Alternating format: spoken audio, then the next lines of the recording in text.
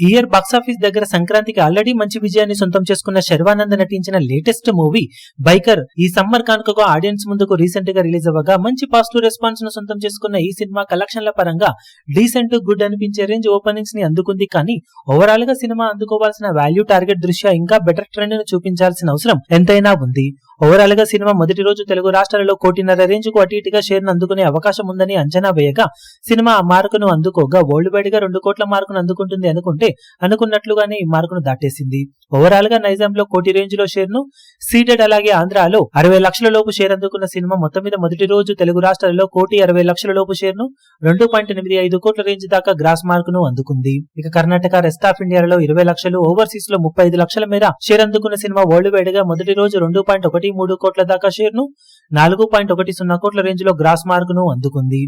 Cinema world wide గా decent hit అనిపించుకోవాలి అంటే పెట్టిన బడ్జెట్ దృష్ట్యా 22 కోట్ల రేంజ్ లో షేర్ ను అందుకోవాల్సిన అవసరం ఉంది.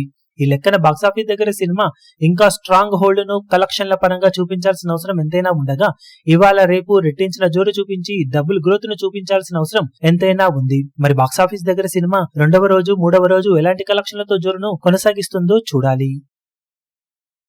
ఈ వీడియో మీకు నచ్చినట్లయితే లైక్ చేయండి, షేర్ చేయండి, ఛానల్ ను సబ్స్క్రైబ్ చేయడం మాత్రం మరవకండి. ఏ చిన్న అప్డేట్ ను మిస్ అవ్వకూడదు అనుకుంటే బెల్ ఐకాన్ ను ప్రెస్ చేయండి.